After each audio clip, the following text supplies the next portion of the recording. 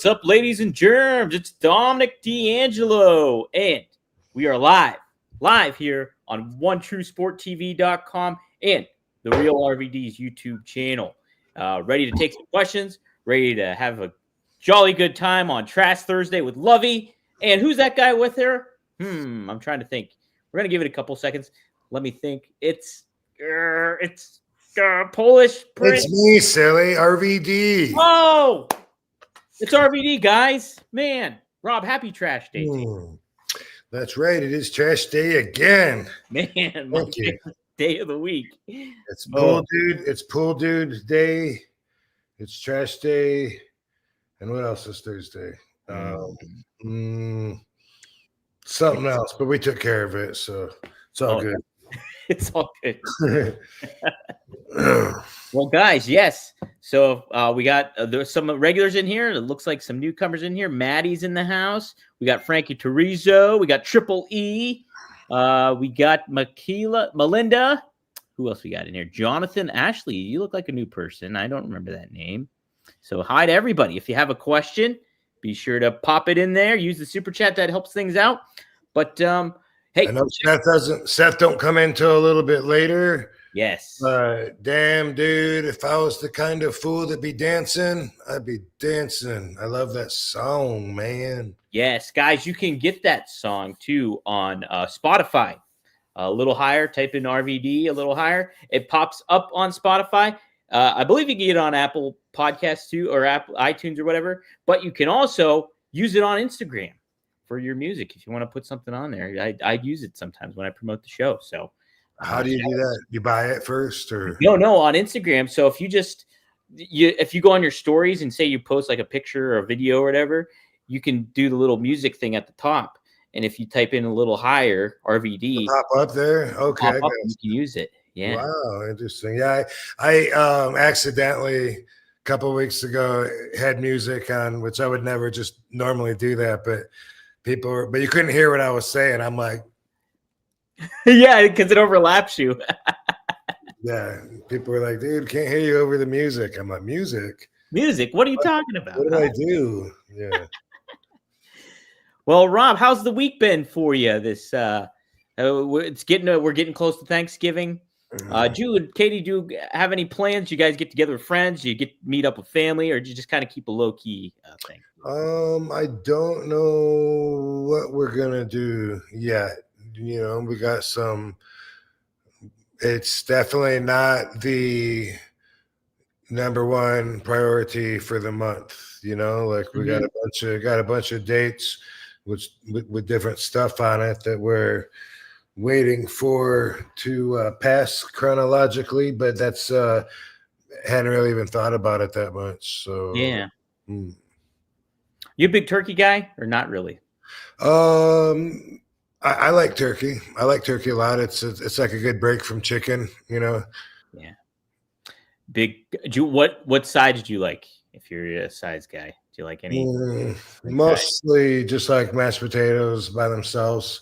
That'd be best for me. But I do like corn. I'm not a big fan of the beets or cranberries or whatever the red shit is. Oh, you don't like the cranberry sauce and stuff?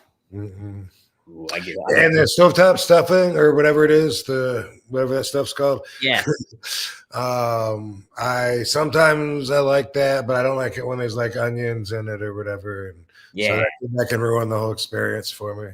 Oh, I love stuffing. I like the cranberry sauce. I was a late bloomer to the cranberry sauce. When they put that on the turkey, I'm hooked. I'm hooked. Last Thanksgiving question. Would you have a favorite pie of any sort for Thanksgiving? Are there many pies that are considered Thanksgiving pies? I would say like pumpkin pie, apple pie. I think people do lemon meringue. I don't know. I guess any pie would work, really, to be honest. I think just your family does lemon meringue. No. No? We never did lemon meringue, actually. Oh. Yeah. That's what I don't know. I never think of that as being Thanksgiving, but I am a big fan of pumpkin pie, though. I like that. And peanut butter pie, if there's some kind of version of that But a lot of people, here's the thing with peanut butter, though, because I'm a fan of it. Yes. Sometimes they will try to tell you, they'll sell you peanut butter, but really it's like chocolate and peanut butter. Protein bars do it. Everybody does. It'll be like creamy peanut butter flavor. And you look at it, what? It's fucking chocolate and the peanut butter inside. And they just assume, that, well, yeah, if you like peanut butter, you're going to like chocolate. Well, not necessarily. No. Sometimes you just want straight up peanut butter. That's what I'm. Now, Rob, this is a health question for you. I hear like a lot of wrestlers and stuff sometimes try to steer away from peanut butter. Is that, well, how do you kind of fall on that? Are you okay with peanut butter? Is that like okay to eat when you're like kind of working out, trying to stay in shape? No, I like peanut butter. I'm okay with it. I try to get lower sugar peanut butter, and it usually has some.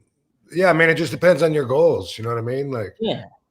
If you're trying to lose a lot of weight, then there's other ways to get protein. But yeah, I eat a scoop or two a day. Yeah. It was a selfish question because I've been eating a fuck ton of peanut butter. I've been going nuts on the peanut butter.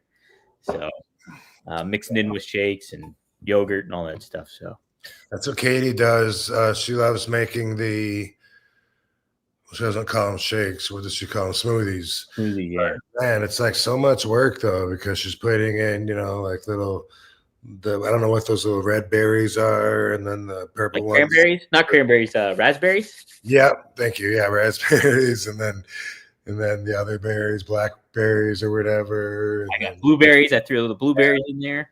Peanut butter. Banana. It's a lot of work. It is. Yeah. I'm a fan though. I guess I do that too a couple times a day. But when it comes to smoothies, I'm like, I can just eat the fruit and slam the protein down. Thank you. That was easier. Oh man. Yeah, I never heard the dry protein dump before you mentioned it. I was like, people do that? I didn't know that. Like when you just drink the powder. Saves a lot of time, a lot of dishes. It's easy. That's great. I never thought of that. Cool. We already have a super chat in here. Frankie Chorizo. He always asks the good questions. Here's a good one. Any favorite matches that you had before you started wrestling? Was there one that really caught your eye when you were growing up that you're like, man, I love that match. That was a fun one. And that got you hooked.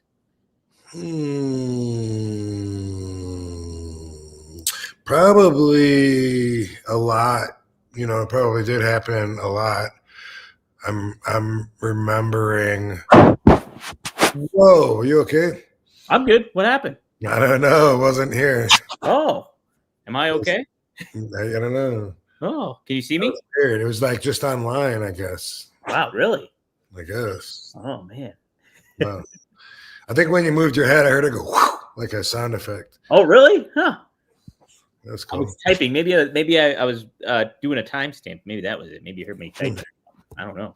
I remember watching the British Bulldogs, Rest of the Heart Foundation. That was awesome. Same thing with the Killer Bees. Watching them wrestle the Heart Foundation. I really liked those tag matches and saw quite a few of those live when any combination of those three. And sometimes Iron Sheik and Nikolai Volkov against either of the other tag teams. Those were like really enjoyable. That's when I started, I think, understanding a little bit of the story, that they were telling in there. And I don't know if anything really sticks out as like one specific match of inspiration.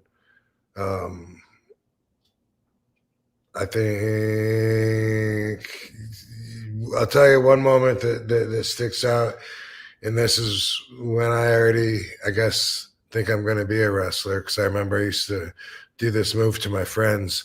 But Hercules Hernandez was wrestling Hulk Hogan, and I mostly liked the heels at this time. It was like, I don't know, I'm in high school, I guess, but probably barely high school. And Hercules had Hulk up in the on his shoulder in the his torture rack that he does, and he's bouncing him up and down. And then Bobby Heenan's, and Hulk's head goes up and down when he's bouncing.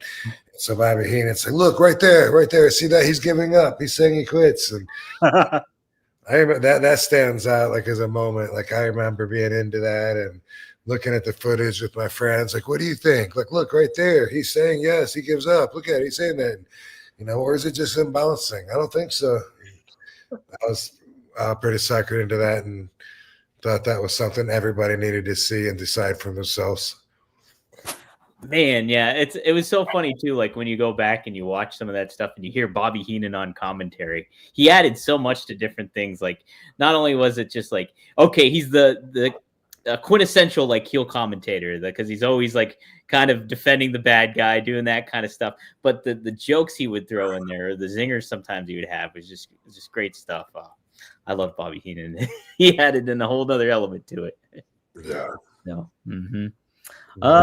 Let's see here. Yeah, we got more people in the chat here. Steve Soleil, tomorrow's his birthday. He's curious if you get a birthday shout out from RVD. Happy birthday, Steve. Heck yeah, Steve. Celebrating for the next 36 hours. Ooh, yes. Celebrate it down. Yes.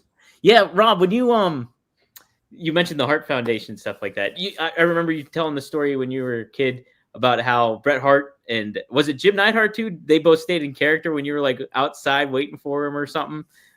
He was like, "Back off, kid," or something like that. Yeah. Bret said, "No, because you're a Bulldog fan." That's it. That's what it was. Yeah. But then I waited him out, and then like when they came out of the bar, Bret was cool. He gave his autograph, and Jim stayed heel. And Jim stayed heel. That's great stuff. It blew my mind, like because I would rent the videos when I was a kid, and they had all the WrestleManias, all the old WrestleManias and stuff like that. And I remember renting WrestleMania 2. And they had the Battle Royal with like the Chicago Bears in there. Andre was in there. Bruno was in there. And then the Hart Foundation. And I like blew my mind because they're like wearing blue. So it was like the really early version, like 1986. Wow. And it, just like a surreal kind of thing. I was like, wow, Bret Hart was in the ring with Bruno and Andre and all that stuff. And I just thought that was kind of a neat tie because like back in that, it was like late 90s and Bret Hart was still wrestling and all that stuff. So it's that kind of, I always love those long ties and like how you talk about like working with Greg Valentine and stuff like that. I always think that's a really just neat to tie the legacies all together and everything. So yeah, no, I know what you mean, and I became aware of the value in that just from reading mafia books, and that's why I'm always saying the best part of nonfiction, besides it really happened, is that it's all connected. Everything that's happened is you can connect it to something else. So, you can't do that with fiction because there's too many different universes that are made up in people's minds. Can't connect Superman to Spider-Man unless it's in a crossover, amalgam magazine, because one's Marvel, one's DC. But with nonfiction, it all like it relates, like that 7 Degrees to Kevin Bacon. Like somebody knows somebody or did something that caused it. And so what was it that you were just saying that I was gonna? So I realized that from that, like how just from the more I learn about the history, it's cool, especially when you can timeline people and when you can put them at the same place at the same time. It's just cool if you're into it. So since I'm into the mafia history, if I find out, like, oh yeah, Sean Gotti was like, underneath that guy, and that makes sense. Or wow, he was there and he knew him, or they both hung out at the same social club. I realized the value of that. So like, I think that's gonna really be a factor and affect when I get my stories out in a readable form. Like there's, I'm an OG. I've been around for so long, crossed paths with like so many different wrestlers that aren't even around anymore, that I'm definitely going to shed some light on that truth. Man, yeah, it's a really, really cool aspect of it all. I think, that people make so many analogies. I mean, I think there's a crossover of a fan base between comic book fans and pro wrestling fans. And that's the neat aspect about comic books. If you follow like Marvel and stuff like that, there's always the big people are big loyalists with like continuity, and they make the references back to stuff that's happened a long time ago. And so you get to see that when it pays off in wrestling, it's really rewarding because it's like real life people like interacting and Like when you see one of the wrestlers and you see a picture, like Liv Morgan when she was in the crowd and she was a little girl. yeah, I'm high fiving or something. yeah, I don't know if you've seen that, but it's stuff like that's really cool to see, and it makes you kind of understand life, like like a little, like you get and boom, like a real quick story of it, and you know what the story is. She was there, excited as a fan, and here she is now, exciting other fans, and in the spotlight. And it's stuff like that's pretty cool. or like Kevin Owens. I think he was at One Night Stand and he was in the crowd. Like, Yeah, I saw that too. Yeah, yeah, pretty wild stuff. Or freaking Tony Khan watching you in the stretcher match with Sabu and stuff.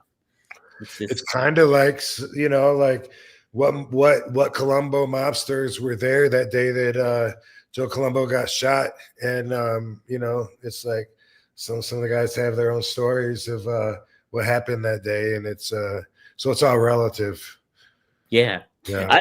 The other thing too, I remember when we first started the show, I mentioned Elmore Leonard, and you're like, "Oh, I like Elmore Leonard." He does that with characters in his books too. It's like he'll cross them over to other ones, and it's like you can read those books, and it's like, "Oh, okay, that picks up from that, and it ties it in." I know Stephen King does that too with his books and stuff. I always think that's neat when writers and authors do that too. So Right, and Travolta, when Travolta being Vinny Vega, I think was his name, and yeah, Vinny Vega. Mm-hmm. He was the cousin of somebody in Reservoir Dogs. Vic Vega, which was Michael Madsen. Oh, right. Okay. Uh-huh. Yeah. Yeah. So yeah, that's cool. As a fan, it's cool when it does make, even if it's a fictional universe, if it makes it deeper and more connective, that's always a lot of value in that for sure. Yeah, absolutely. Learning backstories of characters and shit. Yeah. Right. Cool. Here's one I'm going to throw out there. So I was looking at like days in history, like what happened on November 21st, this day in wrestling history. And one of the things was, I wonder if you cross paths with this person, Mad Dog Vachon. He passed away on this day 11 years ago. Did you ever cross paths with Mad Dog? Never did. Not that I know of. Okay. Always curious about that, because the neat thing about that is Kevin Nash ripped off Mad Dog's leg during an angle with Shawn Michaels. They had that hardcore match. Ripped his actual leg off? No. He had a prosthetic leg. He had a prosthetic leg, ripped it off. They did a spot in a hardcore match, and it's a really good match. And it's like he took a moment to take off Mad Dog's leg and attack Shawn Michaels with it. So pretty fun. And would this be Luna's dad? Yes, Luna's dad. Mm-hmm. Mad Dog. No, yep. I don't think I ever crossed paths with him. Yeah, did you cross paths with Luna though? I have, but I can't remember where. Yeah. Mm-hmm. Yeah, I was trying to think of that too, but I can't remember where. But I know I've talked to her. Yeah. She was fun too to watch as a kid. Definitely had a unique look with Bam Bam. She was in the WWE Raw video game, I remember back in the day. Yeah. Let's see here. Oh, here's a question. So before you got on, Rob, I was BSing with Maddie in the chat. We were talking about Dave Chappelle, and he chimes in with a super chat. What's your thoughts on Dave Chappelle? Do you like him as a comedian? Yeah. I wasn't watching the show when the rest of the world was, when it was like super hot and everybody was quoting his lines every single week, from watching it. But I've always liked him. I've liked his specials and his series. Yeah, funny dude. He is funny, dude. The show is amazing. Yeah, I was just starting college back then, and Yeah, when you're talking about everybody was referencing it, everybody was referencing it. Everybody. Yep. Is Wayne Brady gonna have to choke a bitch? Like Maddie saying, "I'm Rick James, bitch." Yep. Rick James. What 5 fingers say to the face? Fluid Focus. He was getting paid too back Wasn't then. he? Big time. And he left. He just left. was gone. He didn't like what the writers were doing and didn't like the angle of how the show was being taken. He just screw it. I'm out of here. So, and he's a successful comedian. He does those Netflix specials and he makes a killing on those. Like, holy smokes. Kind of similar to what Charlie Sheen did, but oh yeah, with the 2.5 Men and stuff. Yeah, he was making so much money and couldn't handle it, kept fucking up. And all that tiger blood running through him. Yeah. Mm-hmm. That'll get you the That was a fun time. That was a fun time. What's he gonna say next? Yeah, right. Because it was like, dude, this guy's living on top of the world, and he's just going nuts in interviews and saying wild shit. Seems like it was like reported that he was getting like 1.8 million per episode, something like that. And that's like, man, that's every week, and what a fun show it looks like doing anyway. And you've been doing it for 20 years, so you know how to do it. Right. It's not like it's going to be hard for you. And yeah, couldn't behave. Like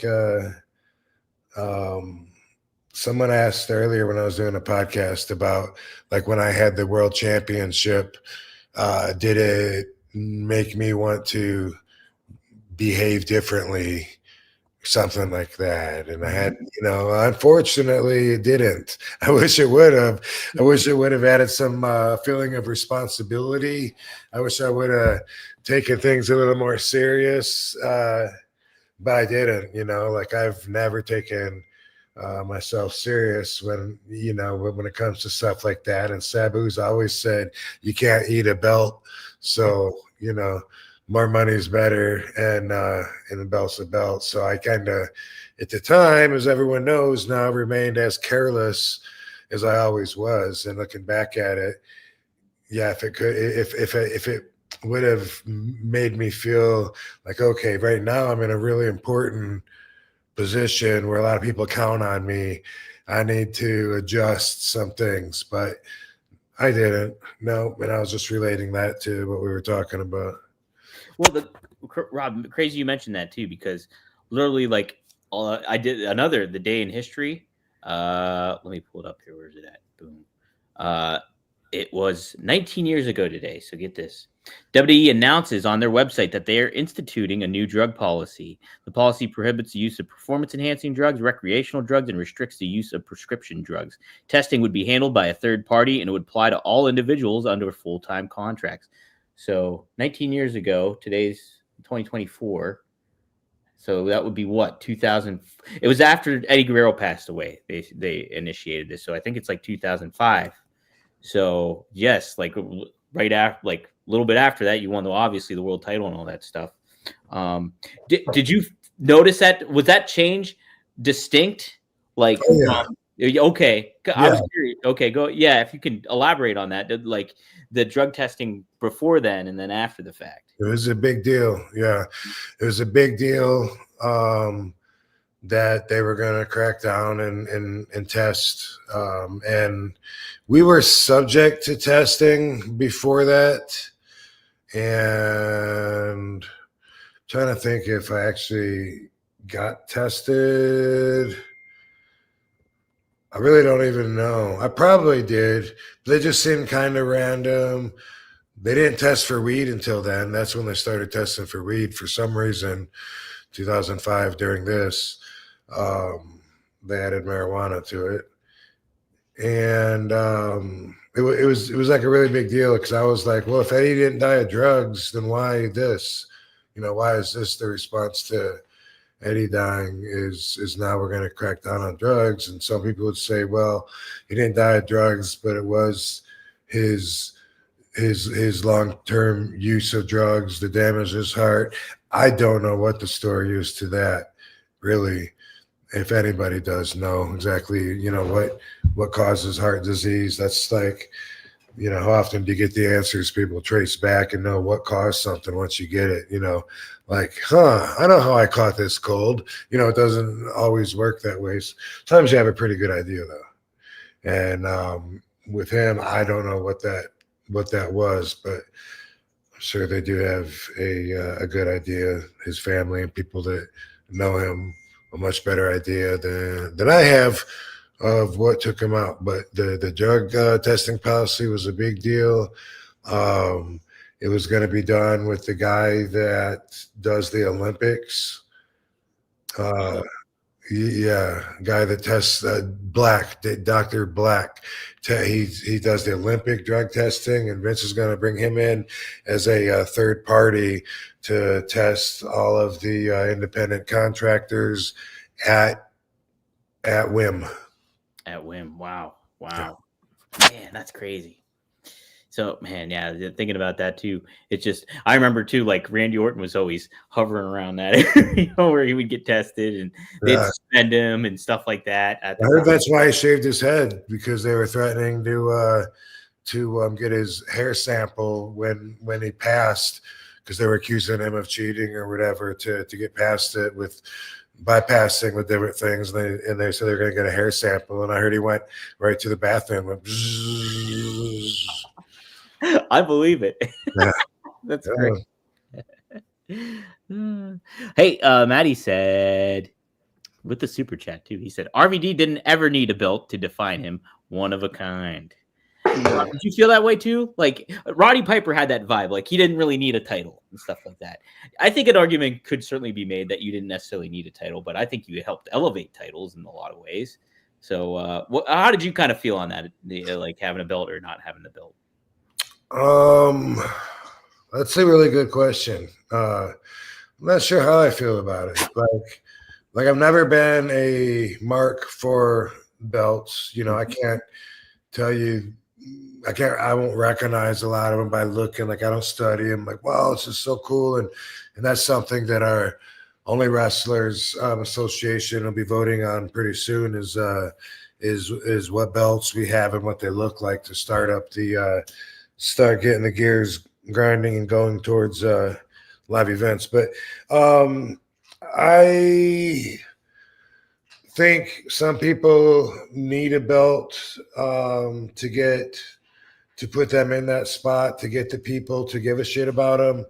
And then I think some people don't, but I don't think that's the only purpose for a belt, so I don't know. If I didn't have a belt, then I can imagine the crowd pulling for me, thinking that I should have a belt, and therefore, they're not doing the right thing with me, and give me a break. I deserve a break, and that's a good thing. But it also, I think, has a time limit on it. Mm-hmm. I think eventually, if you don't give them what they're asking for, then I think that you could lose some of the momentum. It's a really good question. Mm-hmm. And like looking at it too, like when you went to WWE, people, obviously there's excitement and stuff like that. I think it would have been a missed opportunity for WWE if they didn't put the title on you, because it's like the fans were behind you. You were another element that you weren't The Rock, you weren't Stone Cold. You had a character like Kurt Angle there, the All-American boy that was like a phony, basically heel and stuff. And then you're the underground element that comes into play that fans really got behind. So I think it would have been a missed opportunity for WWE if they didn't put the belt on you. I don't think you necessarily needed it, but I think it made more of an impact that you did get it, if that makes sense. Yeah, I could. If I don't know if my first belt was the Intercontinental belt at WrestleMania 2018. Definitely that'd be a question for YouTube, Chris.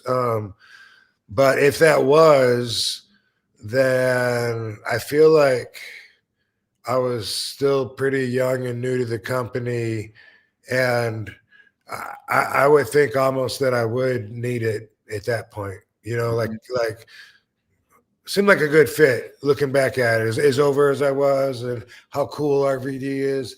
And Regal had the strap. And then if that was the first belt that I had, then that's a great part of my story for the people to follow. Fuck yeah, man, he's the IC champion now.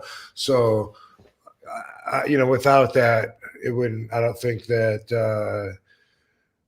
you could replace that moment with something else that would like bring all the people in now and allow them to celebrate and look forward. Yeah, and so like I think that's a great point too, because the Intercontinental Championship at that time had a great legacy as well, like and lineage, and it's like it's neat to have you on that factor. And a lot of the times, obviously, a big thought with fans is like, hey, once you win the Intercontinental title, that's the next step will be the world title eventually at some point. So it kind of does make a lot of sense in that regard. And like, it was neat too, because you came in and we talked about this many times on here, is that you winning that hardcore championship and then making that mean more than it meant at any point in time. At that point, that you defended it, you were kicking ass at it, and you were like main eventing shows with it. So it's something to speak to that as well. So yeah, for sure, I made that belt mean way more than they ever wanted it to. Mm-hmm. That's why they got rid of it. I wonder when that was, though. Maybe I had that one first. You did. You had that one first, and then I think you eventually won because you beat Jeff Hardy for that title in a ladder match at Invasion, and that was brand new. And I was like fresh into the company. I feel like then. Yeah, dang it, those were cool times. First pay-per-view, right? The Invasion. Yeah, that was pay-per-view. That was a pay-per-view. Mm-hmm. That makes sense. Yep. WCW, or was it I can't remember. It was just called Invasion, I know. So, let's see here. There's some good questions in here. I wanted to make sure I got it. Okay, here's one. This is a two-parter, I think. Gary Holmes, he says, "Hey, Rob, I don't know. You wrestled Jerry so many times, so let's see if this recalls you. Jerry Lynn said recently his favorite match with you was the TV title match that aired in September of 1999 from the ECW arena. The crowd was desperate for him to go over, but you retained. Was there ever any plans for Jerry to beat you, or was it Dream or Raven situation where Paulie always saw Jerry as the underdog? Do you remember that dynamic, Rob, when it comes to like maybe Jerry beating you or not beating you or anything like that?" Yeah, there was only one person that was for Jerry beating me, and that was me. And nobody else wanted that, but I thought I did it though. Doesn't he have one win on me in one of the pay-per-views? I thought he did. I really thought he did. And then because I thought that he needed it. We needed to, throw him a bone, so to speak, and instead of just, same thing like when I wrestled Jeff Hardy in WWE. I love wrestling him.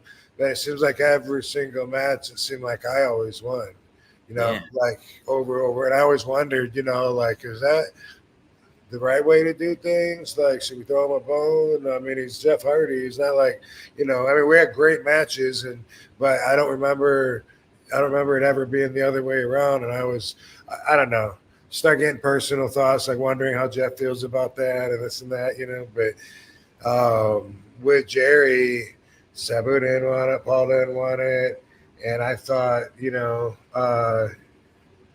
the new effing show. Let him go with that and fucking get people behind him, and then just for a minute. Yeah, I think I did. You had to, right? I would think you had to, like, where Jerry got a win on you. That would only make sense because you had such a rivalry. It was like one of the best rivalries in wrestling. So, yeah, but like I say, same thing with Jeff Hardy. Yeah, and Jeff, yeah, and that makes sense though too. It's like, Jeff is such a star in his own right too. It's just like for you guys to trade wins and losses with one another, it would make sense too to have that. You guys elevate one another. It's a strange part of the business. Very strange, very strange. Maddie says, I would like to see this, Rob. You could challenge Braun Breaker for the Intercontinental Championship. That'd be pretty sweet. Braun Breaker's awesome. The characteristics he has of both his dad and his uncle. It's just it's crazy. It's like surreal to see him because the way he cuts a promo, he sounds like Scott, but he wrestles like Rick. He kind of looks like Rick, obviously, and he's such a unique rising star. I think is Braun Breaker. Awesome. Yeah, people seem to really like him. Seem to be really behind him. Right. Hey, yeah. He's got a lot of high expectations on him. I know that. Like people are. I mean, I don't know how long he's been around. I never heard of him until pretty recently, but but the feeling is there from the industry that he's there to stay, and he's going to be a superstar for a while. Yeah, and they're handling him in a pretty unique way where he's kind of like he's not really a heel. He's more of a heel, but he's not really totally a heel. He's also kind of babyface, like he's over with the crowd and stuff like that. And so they've been putting him in like just this past week, they put him in a match with Sheamus, who's a babyface right now. But then a heel ends up interfering, Ludwig Kaiser, and like Braun Breaker's kind of the middleman in it. But he's like he wrestles like a babyface, but it kind of has that heel dynamic too. So they're kind of doing a delicate balance with him. So it's interesting to see what route they take because he's super over. He's super over right now. So yeah, awesome. He's on Raw, right? Yes, he's on Raw. So cool. Yeah, they're making the most of him right now. He's a lot of fun. And I will say too, he's getting a lot better at promos. At first, like when he would get interviewed and stuff like that, he was a little like more diminutive and stuff like that, a little more quiet. Diminutive. That's a good word. Thanks. Yeah, I can from time to time. But now he's opening up a little bit more and kind of like he's really doing good work on promos and stuff like that. So it's progress and stuff. So pretty good Put stuff. my money on Braun. Yes, money on Braun for sure. Steve Soleil adds in RVD beating Stone Cold on SmackDown is one of my favorite moments in WWE when RVD beat Austin. Yeah, that was pretty cool, Rob. Getting wins like that is always nice. That was a good moment. Yeah, for sure. I remember around that time I was beating, everybody, The Rock and Kurt Angle and Stone Cold, and who didn't I beat?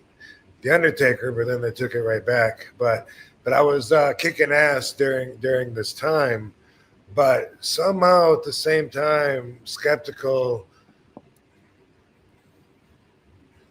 maybe just by nature, but I feel like there was still some promises not being kept enough to balance it out in my head to where I wasn't enjoying it too much and was still like, day by day waiting to see what happens instead of believing that this or this is going to happen just because they said it was going to. It was a really weird time, but I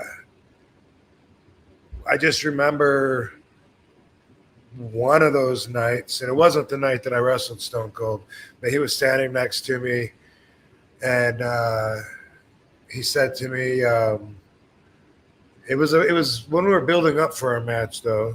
Might have been real close to around that time, but he said something to me about, kid, they're getting ready to strap a rocket strip to your ass. You know that? And I was like, oh yeah. He goes, yeah. What do you think about that? And I was like, cool.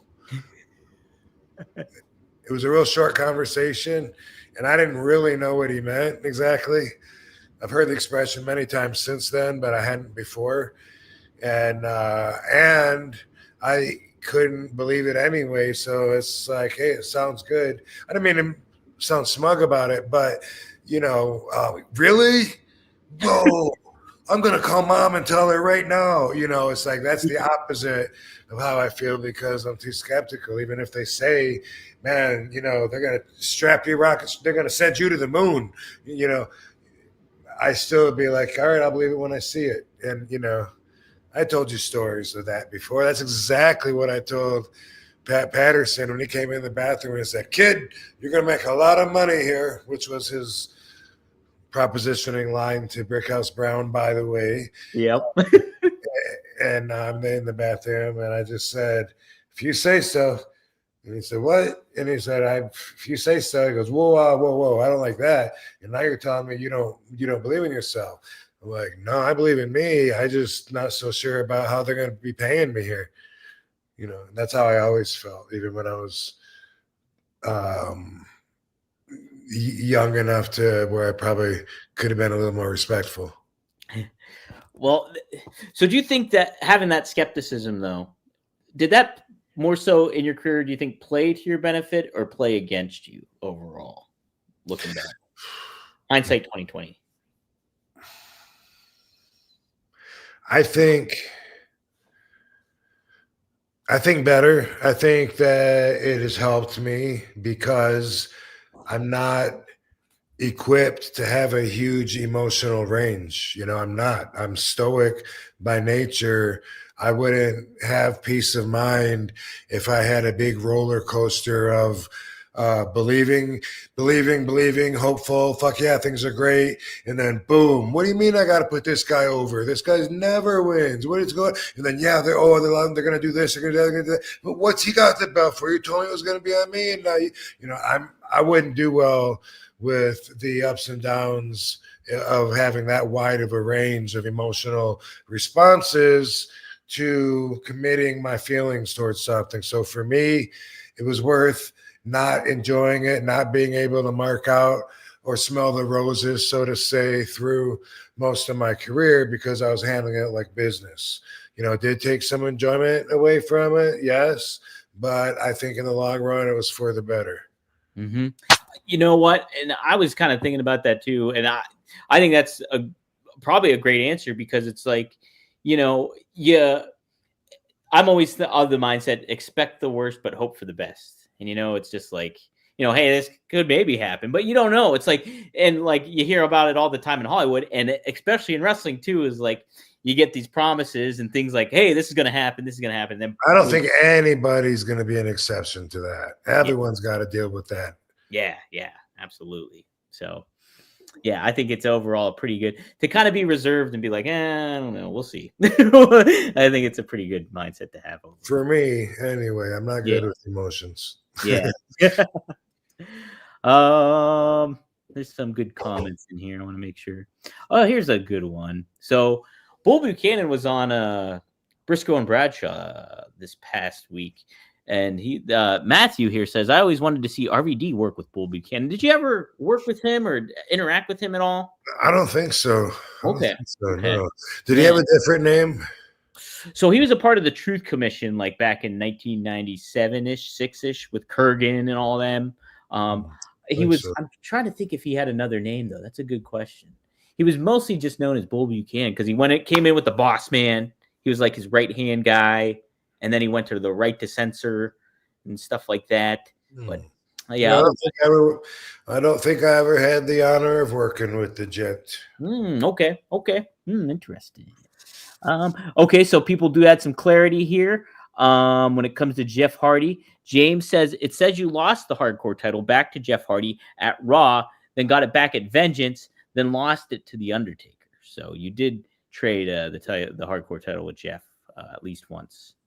Okay. So there we go. And then somebody added something about Jerry too. I think they said Jerry only once beat you in a tag match. I'm trying to find that comment here. Oh nope, that's the same comment I just read. Well, if I come across it, I'll pop it up, but I don't think it does. I think that you answered this question before here, Rob. Gary asks this one here. He says, has GCW ever reached out to you for an appearance? Wonder what you think of their product and if you've seen it. They're running the Hammerstein Ballroom in January. That's right, they are. Hey, bro. Want to say hi? Come here, baby. Barbie's here. Want to say hi, baby girl? Look at Barbie. It's weird how dogs can. Oh, look at you. Look at Barbie. Hey, puppy. She's a sweetie. Daddy's little baby girl. She's a sweetie. It's weird how different dogs and their personalities are. Lovey will watch TV. Yeah. She does it every night. And she's, like Barbie won't even see it. So things like that, Also, like on the phone, like if Katie's on the phone and I have the phone, showing it to Barbie, like listen, and she doesn't recognize her own voice over the phone, but but Lovey does, and Lovey picks up more on dogs barking on TV, and even there was a dog or something, and she got up and started barking at it, and just sat at the bottom of the TV screen, barking at it just from seeing it too. Like she recognized it. Yeah. It's weird that they have such a difference in that kind of ability. But No, it is weird because I'm growing up and having dogs and stuff. Yeah, there'd be some dogs they'd be like, they hear a dog bark on television, or they'll be like, what's going on here? And the other one just wouldn't give a shit, or like it would just would not hit the radar and stuff like that. Yeah, that's happened. Yeah. Oh yeah. So the GCW, have they ever reached out to you? What do you think of their product since they're playing at the Hammerstein Ballroom upcoming and everything like that? Yes, they have reached out. We weren't able to reach a business agreement. I was out of their budget. Sabu had told me about them, saying that he thought it was a really cool company to work for. He compared it to ECW and said it was cool like that. And then that happened, and then they did reach out. And what's Joey the guy? Joey Janela, yeah. I feel like I just saw him somewhere recently, but yeah, they didn't have the RVD fee, and which is not a big surprise because I'm not priced to be out there on the road full time, and that's the whole story with that. But I am in love with that girl that what does she call herself? I know she wrestles for GCW, but she's crazy, but she's beautiful without her makeup. Is it Tara Zepp. Tara Zepp. Yeah, you don't know who that is? No, I'm not She's familiar. awesome. Yeah. Take a look. Wrestler. Oh, look, she popped right up. Vile villain Tara Zepp. Whoa, look at that. Okay. Oh, she is. Wow, she's beautiful. She wears like makeup and stuff. I like the makeup. And she goes all crazy. And shit. Yeah. Oh, that's a good. How did she never hit my radar? Wow. I don't know. She's awesome. Shout out to Tara Zepp. Yes, and I met her and Joey at the same time at some event that Johnny Nerdbar was doing. Oh. Somewhere on a boat. Huh. The fuck was that?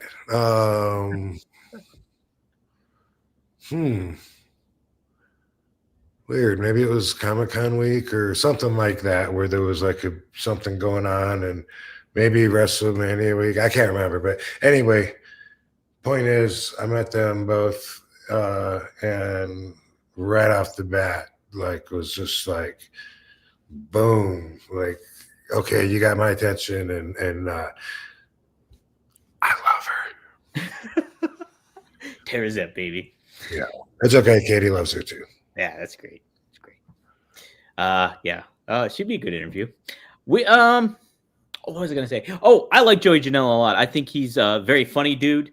He takes the business, I think, seriously to a good extent, but he doesn't take it seriously to another extent, which is like kind of a fun balance and makes him unique, I think, in certain ways. And he's very creative minded when it comes to matches getting booked and stuff like that, because he fights guys like he fought Lash LaRue in Lash LaRue's first match back in like 20 years, and it's just like fun stuff. And then he had a feud with Sean Waltman, X-Pac and stuff, and he puts himself in creative positions that kind of elevates the GCW product and separates it from like some of the deathmatch stuff that they used to be known for quite a bit. Cool. So, yeah, I think it's a good, and it's funny because yeah, I saw that one of the matches at the Hammerstein Ballroom, I believe, is Little Guido going up against Ricky Morton in a singles match for GCW. So that's nice. That's a pretty fun match. Yeah. There's a great clip of you and Guido in a match in ECW. I don't know if you saw that on Instagram or Twitter, but you guys were like jaw jacking with one another.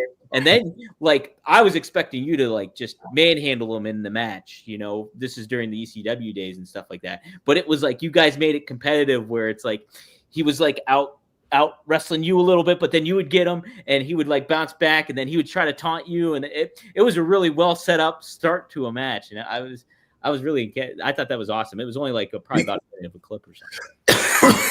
He can really shoot, you know. Yeah. Like, he used to wrestle in Japan for a shoot company. What was the name of that? You're right though. Was it UW or no? Was it UWF or I think it did start with a U something. Yeah. But I think so too. Mm-hmm.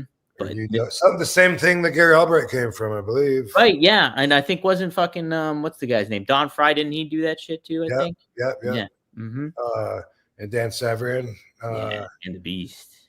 But yeah, when I first Guido used to be like a bigger dude. Like, I actually wrestled him at an Eddie Mansfield show at Universal Studios way back in 91 or the beginning of 92. And I had no idea that was him. Like, it didn't look like the same dude at all. Like, he had to tell me, and I didn't believe him. I didn't believe him, but, you know, because I'm friends with him now in ECW, and he's telling me that we already worked, you know, 5 years ago. I'm like, no way, dude. And somewhere I saw the video, and I wouldn't know it was him if it wasn't for the name, you know, the name, James Maritano or whatever he was going by. And I was like, really? That's him? He was like 230 pounds. I don't know. It's crazy. Well, the funny thing is, I don't know if it was you that pointed it out to me or somebody else. I can't remember who I was talking to, but they were saying, like, you know, Guido, he's like such a well-built dude, but he's got the biggest fucking feet you'll ever see. Like, and I never noticed it, but then I look and I'm like, he does have huge feet. Yeah, that's always been the joke, was how big his feet are, because his boots are so big. Yeah, that's the one thing we've always had a lot of fun with. Like, Oh man, big time! I'm a big time mark for Little Guido. Let's see. Here's something I was. So Jordan says, why didn't they apply the 24/7 rule on you with the hardcore title? Would you like that, Rob, if they did the 24/7 title thing, or would you have been against that when you had that title?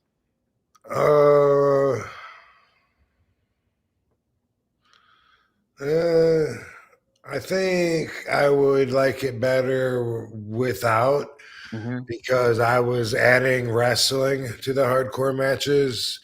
And if it was 24/7, then that would mean sometimes my title defenses would be in the parking lot, at the playground, and really sometimes I can imagine where it could be cool to get creative with a different environment, but overall, I wouldn't want that to be the meat of what the belt meant. And I wouldn't want my matches defending the title to be mostly garbage or comedy, which it was once. It was, I think, what I saw, the tipping over the hot dog stand and fighting in the ball, the pit of balls and the little thing and stuff like that, and sticking the plunger in his face, and it's like, all right, you try to think how many things you can do. But for me, and I don't think anybody could keep up with me, and I think that's why they got rid of the hardcore title. For me, in particularly, I think I prefer my title defenses to be in the ring. Yeah. It makes a lot of sense. I think if they put that 24/7 rule, it would have made it opened up a little bit more, like that Pandora's box of like, hey, let's do this with that, and like let's put them in this wild situation. And then I would have a lot of so moments that would take the place of some fantastic matches that I had. Right? Yeah, memorable stuff. Yeah, I had some really enjoyable matches with the hardcore title, fighting Big Show and, of course, Jeff Hardy. We already talked about that. Yeah. One of my memories with the hardcore title was Test, because this was like the first time that I ever talked to him. So I must have been brand new when I got the hardcore title. Mm. Yeah, but anyway, I just remember. Um, so so before the match, Tess says, "Hey, just because it's hardcore doesn't mean we got to do all that. Doesn't mean you have to. It just means you can do it. So we could just keep it in the ring instead of doing all that crazy shit."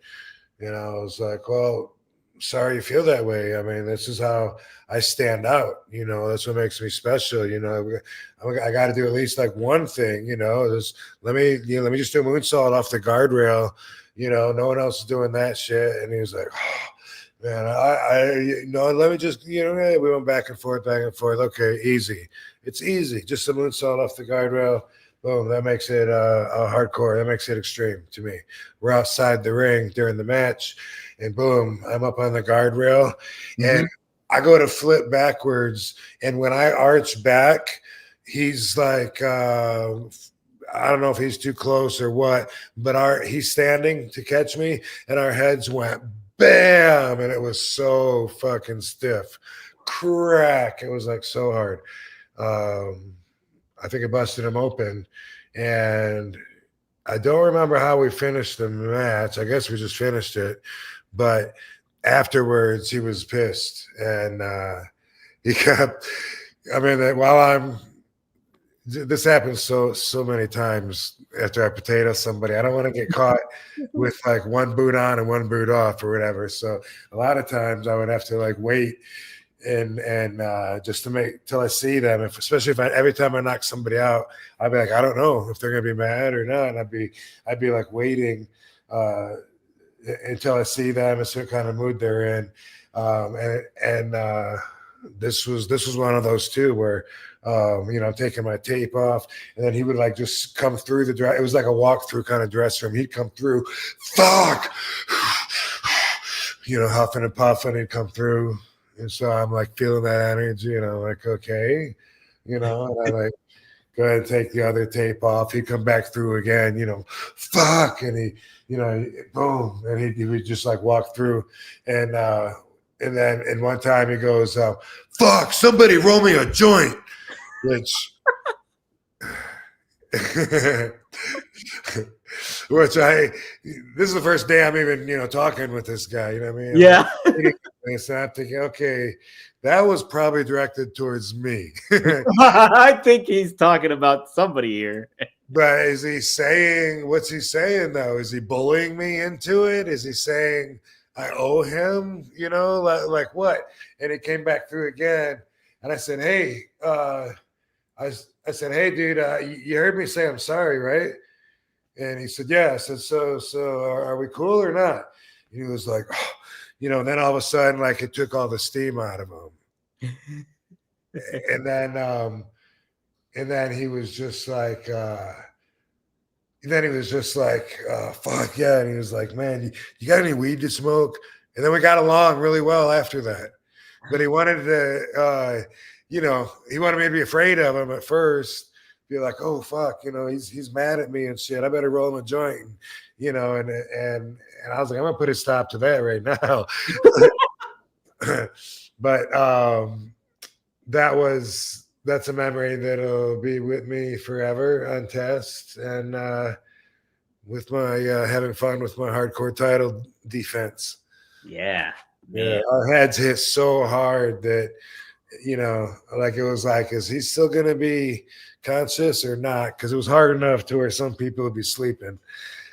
Yeah. It happens sometimes. I did that with Ric Flair one time too, like doing a helo over the top rope, and somehow, and him and Shelton Benjamin, it was like a 3-way kind of match. Oh, and somehow I'm doing this dive out to the floor helo thing, and somehow me and Ric Flair's heads went bam, and I thought the same thing. I thought, okay, that was definitely hard enough to knock somebody out, you know, and you know, let me.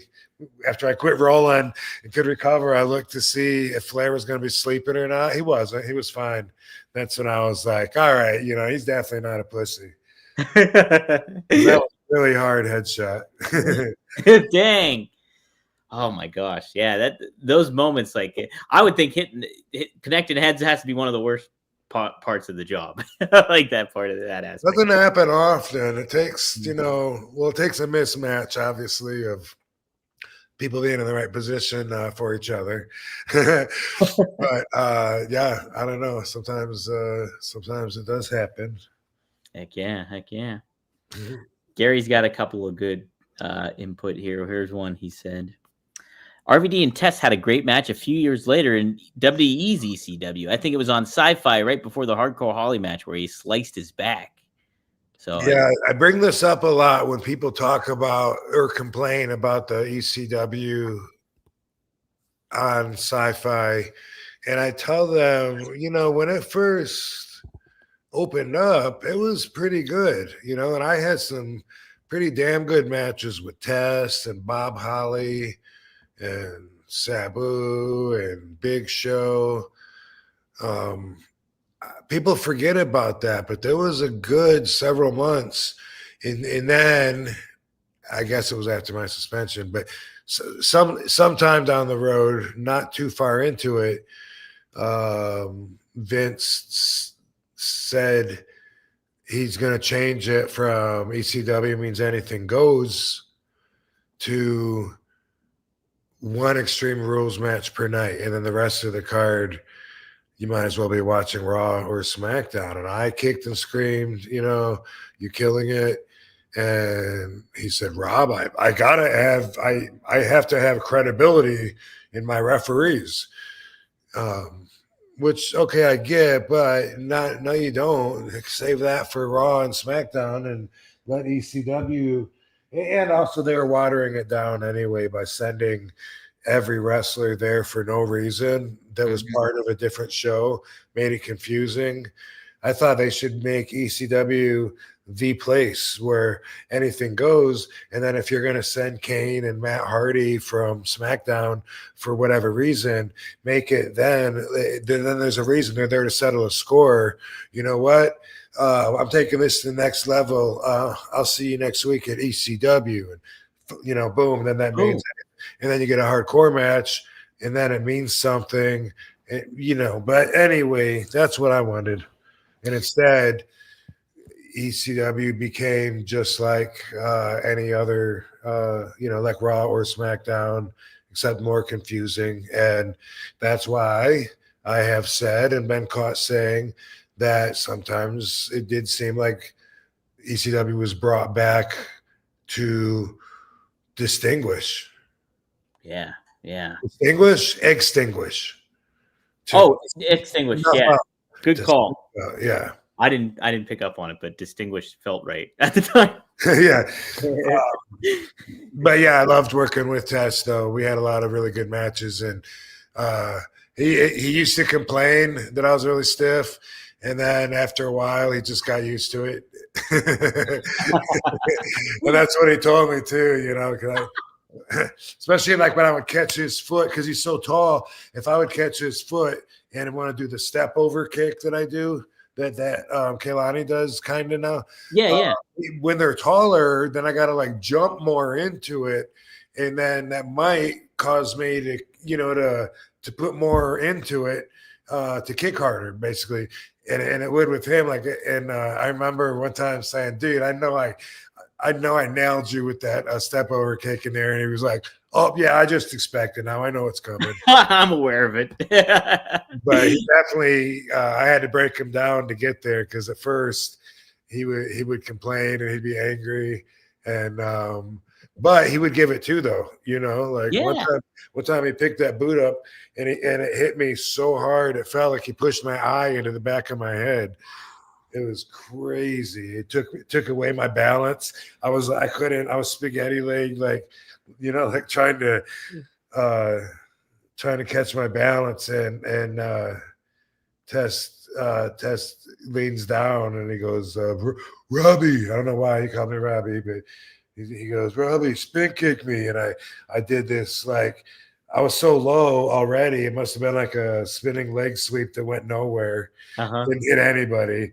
And he was still standing there, and he says, no, try again or something. And I went, wham, and I kicked him. And went up to the top rope, and it felt like whoa, like it felt like in the fun house when the tunnel was like spinning. Spinning around. Yeah, Yeah, yeah. I was holding on to the turnbuckle in my frog, my pre-squat frog position, and it felt like the whole everything around me was going like that, and I was holding on, and then I jumped up. And I tried so hard to just do it out of instinct, like maybe I should close my eyes, something. I jumped up, did the froggy, and I came down, and I was like 2 feet short, and like my hands like hit him in the nuts, like a double axe handle him in the nuts. Bam! It just landed on my face and stomach. He knocked me silly with that boot. It was boom. Yeah, Test. Do you think like his personality is kind of maybe what held him back or something like that when it comes to like being a big main event kind of star? Because he had the look, he had the presence of everything and stuff like that. And I was always a fan of Test, and I pretty curious about like, because like it seemed like maybe his kind of attitude almost didn't fit the bill of what like being that world champion kind of the mentality that Vince would maybe envision or something. Or how do you kind of feel about that? I don't know. I feel one way. I feel, if he hadn't have died, he would have been a top star. I totally believe that. Yeah. And I think as far as the backstage socializing goes, I think he did it right. I think Hunter liked him from what I can remember. It seems like maybe they were friends, and that's really, what you want to do as far as like how you're going to want to act in the backstage to get ahead. And I think he was in that clique, like with Hunter. If he had heat with Hunter, I don't know about it, but he was, I learned to like him, like he put out like a grumpy kind of vibe. Yeah. We were always tired, road worn, and all of us, but he would like show it. And I might have told this before, but one time we're at the arena early, like after checking in at 1 or whatever. And he was at catering, and I went up to him and I said, "Hey, Tess, so-and-so told me that you have directions to a gym by here that's wrestler friendly." And he goes, yeah. He goes, are you driving?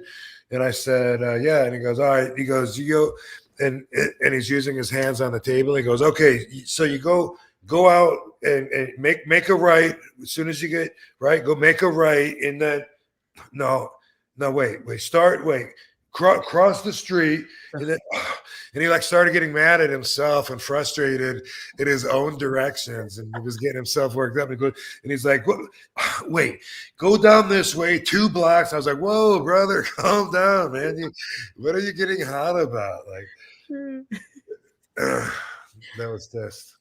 So that's interesting. So but then he laughed. Once I said that, he laughed at himself because he didn't realize he was doing that until I pointed it out. He's like, man, you go down here, you turn left at the stop sign. Don't go to the left till the stop sign. Like, bro, do you want me to come back in a few minutes? You take a breather. We'll come back to this. We'll get back to this. He was cool. That's cool then. So like you thought he was well on his way to becoming the champ if like he kind of I never really thought about it. You know what I mean? Like at the time, I'm in that competitive state of mind, and feeling like why anybody but me, that's what telling me, and that's what I'm. But I definitely did consider him a top guy, and depending on whether the writers were behind him or not, he could have. I could see him with a pretty good future, I'm thinking, like, I remember he tagged with Baldo for a while, I think. Yeah, him and TNA, they were TNA with okay. Yeah. I like him better as a single, but yeah, I don't know. I felt like, like it was wrestling him. I felt like I was in a main event. I thought he was a pretty good top guy, and good look, really big dude, and aggressive, believable because he's stiff as hell. Yeah. Yeah. I always liked his look, and yeah, I thought he had a lot of good potential and stuff like that for sure. So interesting. But yeah, Rob, little envy also when I was there, because for the first couple of years that I was in WWE around Test, he was dating Stacy Keibler. Oh yeah, she was a cutie, So it's like, man, does he deserve her? That's gotta worry about everybody. And then later on, it was Kelly. Like, yeah. Man, he don't deserve Kelly. Come on, man. We all love Kelly.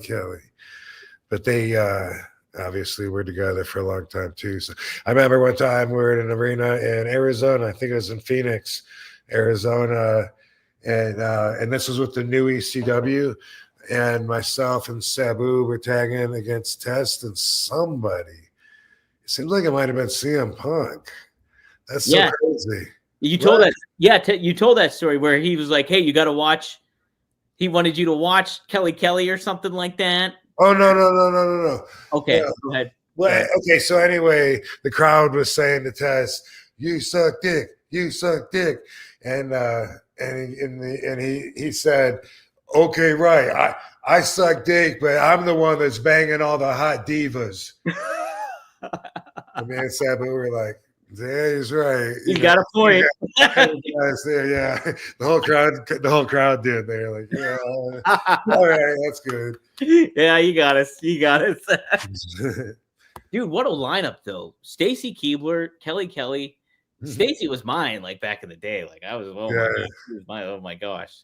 Yeah. And like you think of that. So she Test Stacy, then Stacy ended up dating George Clooney. Right. Wow, what an upgrade that was. Yeah, how about that? One time we were just getting back from some overseas trip, the whole crew, and we were hungry and tired, but couldn't wait to get where we could get some food. And we were, I feel like we were in Portland, Oregon. So I think we were, but we came from somewhere overseas, and then now we're on a bus, and we can't wait till we get to the hotel, so then we can be free, so we can go and get some food or whatever. Me, Mike Chioda, Tess, Stacy, maybe there's someone else, maybe not. But anyway, we finally get to the hotel. And we get our bags and check in or whatever. We all come downstairs, and then me and Test and Mike Kyoto, we ask and find out there's a Subway, like, on the other side of the block or whatever. Okay, perfect. And we go there, and where's Stacy? And he said, "Oh, she's just taking a shower and stuff." So okay, cool. So when we get there, Test is the first to order, and he says, "Yeah, I want turkey, 12-inch turkey double meat. Make that 2 of them." And I said, "Oh, that's cool. You're getting Stacy one too?" And he goes, "Oh, I probably should, huh?" He's like, "Wait, make that 3." And I was just like, man. What is she seeing you? Some guys have all the luck. What the heck? He never even thought about it. And we were all talking about how hungry we were. Oh, I guess I probably should. Yeah. Jeez, at least a Subway cookie or something. I know I had so many Test stories. Man, that's great. I guess I got a lot. Man, that's awesome. He was always fun to play on the video games too. I'll say that. And he had great action figures. All right, let's see. We touched upon this once, Maddie, but I'll follow up here. Maddie asked, "What's RVD think about the Motor City Machine Guns in WWE?" Yeah, they're the tag team champs. They won the titles already, so they're already setting a tone for the tag division in WWE. Rob, that is awesome. Well deserved. Congratulations.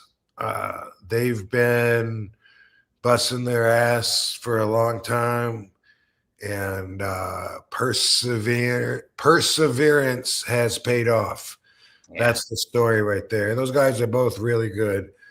You know, when I was in TNA in 2010, they were there. Yeah. And, at the time, Chris Sabin was dating Velvet Sky. Yeah. Wow. Yeah. And sometimes they would come out to the car with me, do a little smoky. Mm. Good, good, good dudes. Good group. You know, like I liked Velvet as well, and um, they, I don't know, they seem like they've always been ready and waiting. So it seems like this is great, like a payoff. Yeah. It's not like they still. I don't feel like it's like for the last 10 years, like they still had like one, you know, like they had one more life lesson to learn, and once they learn that, and then they can apply that, then they'll be ready. I kind of feel like they've been ready. They've been knowing what they're doing, putting on great matches. And I'm sure they had to adjust a little for WWE. Everybody does. It's a little bit different, the style, the agenda, um, especially depending on what you're comparing it to. But anyway, that's awesome, and I think they'll make great tag team champions. Absolutely. And I think a lot of people speculated that they would be, when they signed with WWE, that they'd be going to NXT and helping out the younger talent.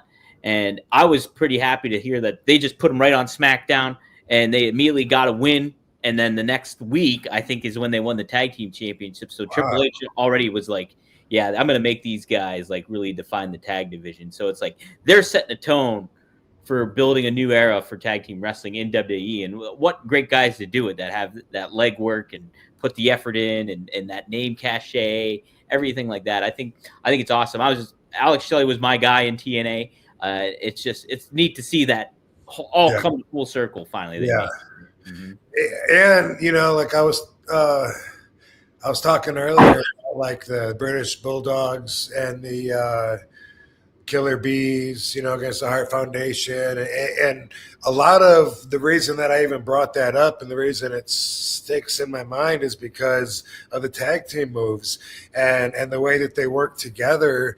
And, you know, like for these guys, Motor City Machine Guns just coming into WWE, but having that advantage of having been teaming together for 15 years or more. I Gotta don't know. be, yeah, like 15 years at least. I'm, sure, I'm pretty sure they were there in 2010. Yeah, absolutely, they were. They Yeah. were. So Mm-hmm. that was, you know, yeah. So maybe 20 years. I don't know how long they've been teaming, but that's a big advantage to have over everybody else. Not too many people can say they know each other in the ring that well, and it really is a big advantage when, especially when you're trying to do cool stuff and you're like-minded on what's cool. You both think the same things is cool, and so it's like, fuck yeah, let's do it like that. Boom, boom. They're gonna outshine everybody. I think they'll do really well. And I'm not that familiar with the tag team scene right now, so I can't really say who is going to go up against them and give them great matches, or who I would look forward to seeing. But I am curious about that. Yeah, so there's Tommaso Ciampa with Johnny Gargano. It's looking like they're doing a little heel turn, so they might be the competitors next up to kind of. And they fought the Motor City Machine Guns before in a match, but like as baby faces, so they'll probably like maybe switch them over a little bit, and then you'll have a good dynamic because those guys are really good together too. You have the Street Profits in the mix with Montez Ford and Angelo Dawkins.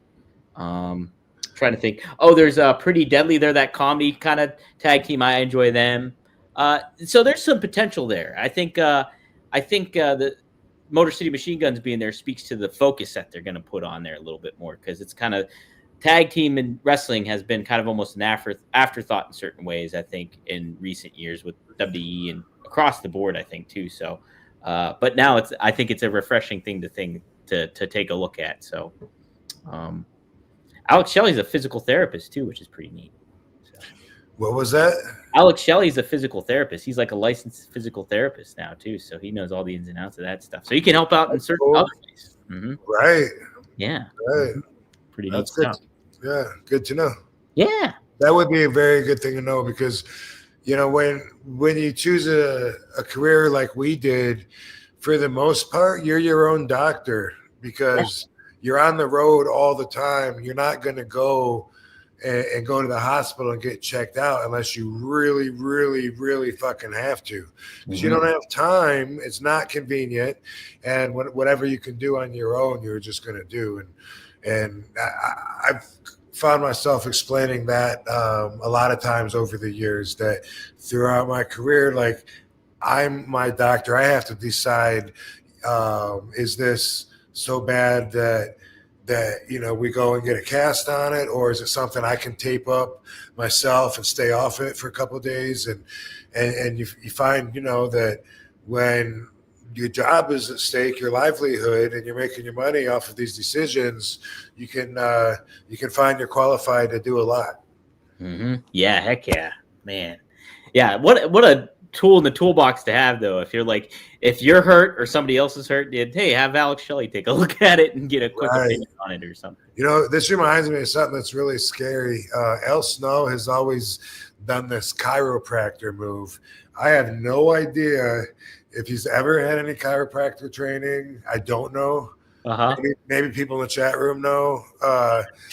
But I've always seen him do this thing where wrestlers lie flat on their back with their arms down. He will take a towel, and the towel goes under, like he's hanging them, and then he'll twist it, and he'll twist it above their head, so he's got something to hold on to, and he'll put his feet like on their shoulders, and he'll sit there, and he'll be like, and he pulls their head to elongate their spine. And they get up, usually going, "Oh, yes, thank you." And I'm always like, "Oh, no, thank you. No, I'm all right. I'll pass." You know what? He wants head. That's what he wants. He's trying to pull the head off. Yeah. I can see him doing a skit where he pulls on head and head just comes all the way up. Oh, my God. I knew that was going to happen sometime. Dang it, head. One of these times. Dang it. We'll close out with a couple more super chats here. Maddie asked this one. I know we've talked about this man before, but see if you got maybe another story. New Jack stories would have been a mad tag team. You and New Jack together would have been pretty damn over. But we talked about the one with Brian Pillman, I know, and him punching, oh my gosh, Junkyard Dog. But any other New Jack stories coming? Any other New Jack stories? He come up on me. Right. Yeah. He come up on me.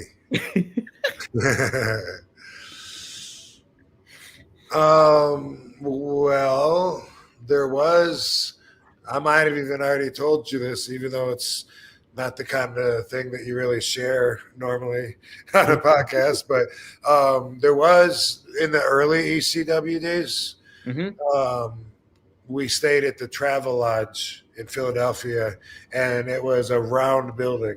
So if you kept going down the hallway, you would just go in circles. Yeah. Right? And man, like 4 floors would be just filled with pot smoke, and other rooms people would be drinking, other rooms doing coke, whatever. It was just like a nonstop like party throughout several floors after the shows. Anyway, the fans back then would party with the wrestlers. They knew where we all stayed. They would show up, sometimes bring alcohol or party favors. And it was like that kind of environment where fans and wrestlers partied together. That was the early ECW. There was one girl that always had like an RVD sign. She was a big fan of mine. And one time she gave me a teddy bear that's wearing a karate outfit. Oh. Yeah. And I thought it was like really cool, right? Yeah. And so I kept it. I kept it not thinking that was, any tie to her, or I don't want to be rude. Let's just say she wasn't my type. Let me just leave it Yeah, at that. sure. But the groupies would all be in one room. There was one girl that was, I think one girl was like 14.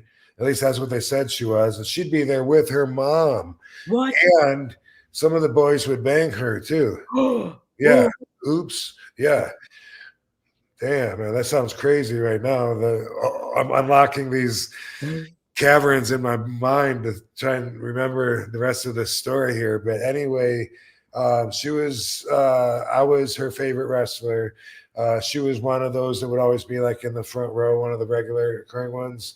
And one time she fell asleep in a room that everybody was in, and New Jack peed on her. Oh my God. That's my story. Wait, so he peed on the girl that gave you a teddy bear? Yeah. Oh my God. Yeah.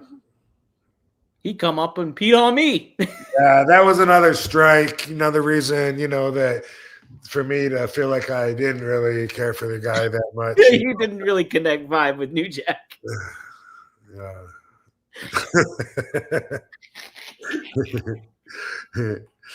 Yeah. But now I'm better. Just meeting on common ground with a lot of different people that you don't have everything in common with, especially if you have to.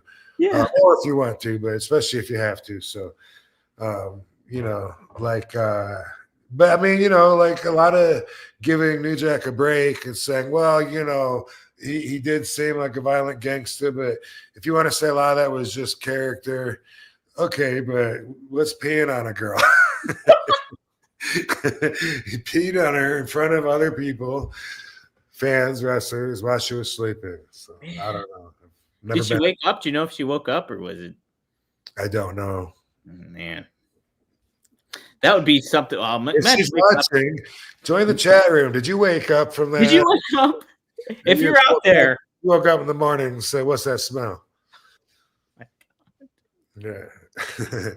Man, what a wrestling experience that would be, having New Jack pee on you. Hey, real quick, we got to do a little advertising. First off, let me promote Only Wrestlers right there. Go to onlywrestlers.com. And Rob, I looked. That roster is filling up, man. You got 18 pages of wrestlers that you can go every day. Every day we're getting more wrestlers, and there's still a bunch that haven't got around to filling out. Oh, Lovey wants to say hi. Lovey's here too. Baby, come here. Oh, there's Lovey. Lovey. Little love, Papa. The baby. I was telling him how you can watch TV. Can you see yourself? She might. Yeah, you probably can. You're so smart. She's very attuned to everything. No. Yeah. That play right now, silly. What was I talking about? Only wrestlers. We're talking. Oh yeah. So yeah, it's filling up. It's growing, and we're stoked. Starting to plan next phase and actually start thinking about the live shows and stuff. But in the meantime, a lot of wrestlers are still, a lot of them are doing the content. A lot of them aren't yet. And we just came up with this idea. The wrestlers that aren't doing content yet, let's put their prices at $0. That way, if fans want to follow them, and then they can be notified when they do start doing content and set their price or whatever, and then they can stay or not stay. So we just made that genius move a couple days ago, and our community chat room is still not up yet, but should be very soon. And that's when we can all talk to each other, which we can't yet. But yeah, it's pretty cool. And every once in a while, when I'm being interviewed for Only Wrestlers, somebody will be like, really excited, like they really get it, and they're like, man, this is so cool that you're doing this. And so it's a project that has a lot of good energy behind it. Heck yeah. There's some names already up on there. If you guys, like Rob said, there's some free ones you can subscribe to, like Rob and like Katie. And I saw that Not almost said New Jack. Just Incredible's up on there. I saw he's up on there now too. So yeah, there's he's extreme roster showing up, but there's a lot of newer folks that you can subscribe to and check out too. So it's a cool platform. If you're a wrestler, be sure to sign up and get an account made on there. If you're a fan, you can get an account and sign up on there too, and have a referral code and all that stuff. So that comes in handy too. So be sure to check all that out. We're still giving the incentives for referrals. So yeah, you get someone else to sign up with your referral code, then you get 5% of everything they spend for 12 months. So how about that? Spend or make, depending on if they're a user or creator, I guess. Heck yeah, I can't beat that. Also, guys, if you like, you want to smoke with RVD, I know a lot of people smoke while they tune into the podcast and everything like that. You can go to rvd420.com. That is, I hope I'm pointing the right. Hey, yes, far across from me, diagonal from Rob. Go to rvd420.com. I can't point right, but I see it. It's right above you.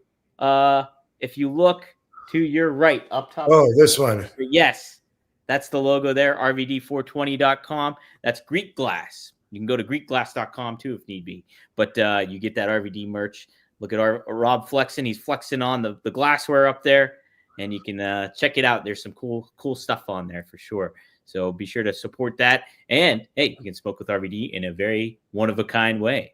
Also, speaking of which, you can dress in a one-of-a-kind way. If you go to 1tsport.com, you can see that we have a crew neck RVD sweater that's new and available. Classic ECW style of RVD. We have a dragon shirt, too, that you can check out. There's several other merchandise, hats, tank tops, mug that you can get to. So go to 1tsport.com and check out the RVD collection. There's also, we got the original Sheik up there. We got Sabu up there. We got Fonzie. Lots of good names. Blue Meanie's up there too for ECW. So be sure to check that out. And finally, we have a sponsor this week that I am a fan of, and it is Via. It is Via. Let's see here. I really liked it. So they do CBD gummies. They do THC gummies as well. I've taken the Flow State, and those are great. Those are CBD, but they kind of elevate your mind a little bit and get you amped up. So I'm a big fan of those. But they have a lot of THC ones that you can do. You can like I said, what I like about Via is all that kind of stuff. So I highly recommend that stuff. And you can, there's a stuff that you can do is this holiday season, gift yourself some peace of mind. If you're 21 plus, check out the link to Via on our description.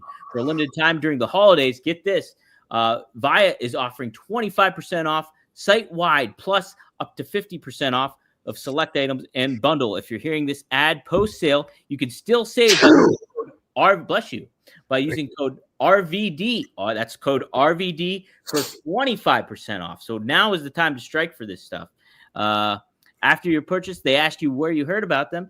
Oh, that's the copy that I'm not supposed to read. But just tell them that we sent you there. This is the holiday season. Enhance your everyday with Via. Be sure to check it out. Promo code RVD. Use the link below in the description that we have there that's available for you right now. And support the show, guys. Support the show. Trying to think if there's anything else I wanted to promote. Be sure to like, subscribe to the podcast. Give us 5 stars, whether that's on Spotify or iTunes, and have a good time that way. Be sure to subscribe, too, to RVD's YouTube channel at The Real RVD. You can get new episodes of this show every week, every Monday at 4:20 a.m. Eastern Standard Time on rvdtv.com. So be sure to like, subscribe, support the show in that manner, too.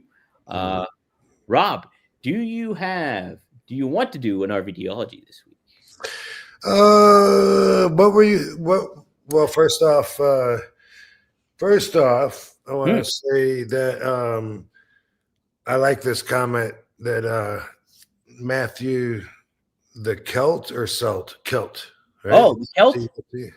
Yes. Anyway, he says no wrestling legend should ever have to crowdfund for medical bills. This is genius.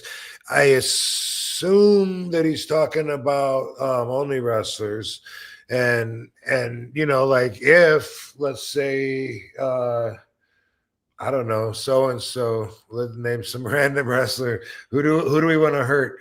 Let's beat up Brian Cage. Let's beat up Brian Cage. Oh, God forbid! God forbid Brian Cage breaks his leg, and then let's say he doesn't have insurance, and now he gets stuck with bills, and because of the timing, because he had to pay for his sick kid and his house and a bunch of shit at the same time.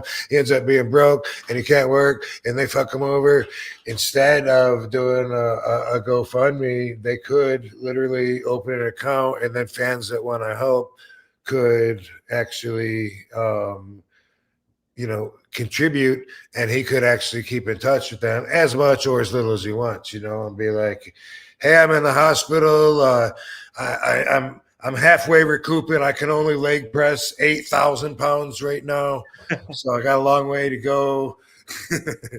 But I assume that's what they're meaning. And that's I haven't thought of it from that angle, but no, that's a really interesting way. Like, no, the talk has been Dutch Mantel. I know he was recovering from something and he got, he had to do a GoFundMe basically. And then he got big time support from a lot of different names, from Jim Cornette to Tony Khan, Jericho. There was a lot of names that threw in a lot of good money. So yeah, he's not doing well, right? Is he? What's his deal? So I don't know exactly what he was going through. So I know him and his wife both had a health situation. They were. You know what? That's all I know. Yeah. Now he's back doing his show, so thankfully he's on the up end of it all, from what it seems. So big prayers out to Dutch and hope he's doing okay. He's got a great mind for the business, obviously, and is. I know made an impact but yeah. So I'm gonna comment on a show that I think the whole thing was a scam for him to get paid just to promote our show. Hey, okay, I like that. Give a little attention. That's what I'm going to make a YouTube clip. Is like Dutch's podcast. That's bullshit. You pocketed that money. You spent $32.99 on some mustache oil so you could do this. Mm-hmm. Of it, you pocketed. You pocket 8 ball center pocket. That's it. So, yep. Best wishes to Dutch, and I always hate seeing that when wrestlers too, and like names that are like prominent and stuff like that. It's kind of surprising and a bummer too that the way the whole ecoscape of our society is set up that you got to crowdfund to get help. It's kind of a bummer. So yeah, all right. What was it you were talking about? So my idea was like, hey, Linda McMahon's in the news because she's the Secretary of Education that supposedly that's going to be for Trump and everything like that. And I was thinking like, man, you think about how election season went down, and I'm very apolitical when it comes to stuff, but people are very divided when it comes to everything like that. And I thought maybe you could give a pretty good RVDology and how to keep those things in perspective and keep people together when they have such a divisive thing like politics get involved in their social interactions. So, yeah. Well, let's talk about that for a minute. Yeah, the politics is weird because people feel so strongly about their beliefs. I would say politics and religion, and maybe even in that order, where people feel very strongly about their religion, about what the Bible says. They want you to know whatever. But with politics, they feel like by talking about it that they can help make a change. I don't know. Otherwise, I think like when it comes to who just won and will be our future president, that's one of those things where I look at it like, can I do anything about it? No, then don't worry about it. Mm-hmm. And a lot of people feel like, well, their one vote is going to count. And I'm not saying that it doesn't, but I'm saying that for everyone to be so divided, they break a rule of RVDology. And that rule is this: I try to never be unshakably sure, because then I don't have an open mind anymore on this subject, whatever it is we're talking about. If I'm so sure, if if I'm positive that fucking pillow is orange, Mhm. you're not gonna fucking convince me otherwise. Then, well, obviously that's not very open-minded about that. And you might say, but why would you want to be open-minded about that? Well, I have picked a couple of colors wrong in the last week. I have a shirt that I thought was that I thought was like yellow, and I find out it's actually orange. And like Katie said it, someone else said it, so I'm asking everybody. We went out and I'm asking the waitress, what color is my shirt? It's not orange and black, or it's yellow and black. Whatever it is. I thought it was green, I think, and yellow, and the green is black. And anyway, I don't believe that you should be unshakably sure, because you have to keep an open mind. And are you positive 100% positive that Saturday night you're gonna go and do your plans, whatever you got planned? Because you can't really be that sure that you're even gonna be alive tomorrow. I mean, people are gonna die. Thousands of people are gonna die. And for them, are they positive, absolutely sure that Saturday they're going into the city, or they're going shopping, or they're going camping, or whatever the fuck they're doing? They're gonna sign up with Only Wrestlers. They can't know for sure. And the reason that I think it's important to have that perspective is, one, you're keeping it real with yourself. Mhm. And two, you're keeping at least a mind open enough to consider other possibilities. Because when you don't have that, then you just got a stubborn, closed mind. So with politics, people are so damn sure that they're right, and that their whole half of the right wing or left wing, they're so positive that all of their beliefs are correct, that they think everyone on the other side, which is almost half of the fucking population, they think that all of those people are absolutely insane. Mhm. There's not an answer to the equation of dividing up a whole into two halves. Then what is it? It's 50%. What are you gonna do? There's no I don't know if there's a coming together that's possible with some point, but it doesn't seem like it with certain things that are just opposite views, and there's conservative views that I feel like conservative means they want to hold us back, and they want to keep us back, like to the opposite of being like advanced and high paced and fast. For me, is that. So Woo! whoa. Yeah. Anyway, conservatives are people that I think want to keep the past going and not move that fast. I don't even know what the opposite of that would be. I mean, because it's not about Democrat and Republic, but I think there's a belief that's like, whoa. Let's stay back, and we built this foundation of this country off the Bible. Yeah, that's playing God if you want to do birth control or abortions.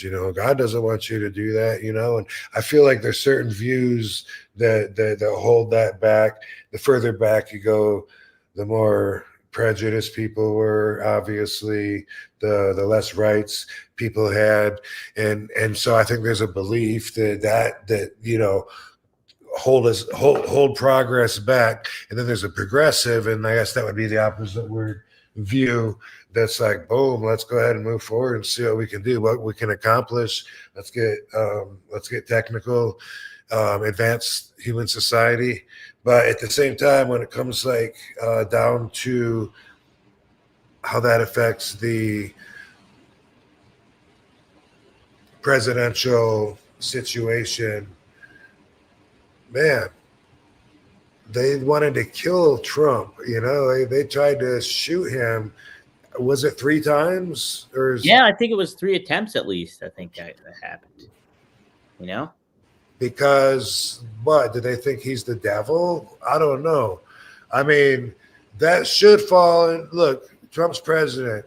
Anyone that's watching, once he takes office, put this in the category of something you can't do anything about. yeah. Obviously, if you go and get a gun and try and take him out, then you're not realizing this is something that's happening. It's not something that you should feel like you have ability to change. But yeah, I just think no matter what, even like in my strongest beliefs, you can shake my certainty on a lot of things. Maybe more than I might not let on, but I might be thinking it a bit like, damn, is that pillow yellow? and, and a lot of times I am wrong. That happens a lot, and I wouldn't even know if I was so busy defending myself and my response, just because that's instinctive to be like, I'm right. No, you're wrong. And in reality, I'm never sure that I'm right. I might know some facts, be like, no, I'm pretty sure there's, whatever. I remember a friend of mine talking about the billions of people in America, and I was like, well, bro, there's not billions of people in America, right? There's not. There's only like between 7 and 8 billion in the whole planet. He goes, no, there's not. He goes, there's billions here, right? And there's hundreds of billions. I'm like, bro, no. But if he would have, I knew and I was positive, but I would never feel like I'm 100%. Let me put it this way: I would never bet my life on something if there's a chance that I could be wrong. And that's a perspective that I like to take, and that doesn't allow me to get behind something as non-productive and non-conducive to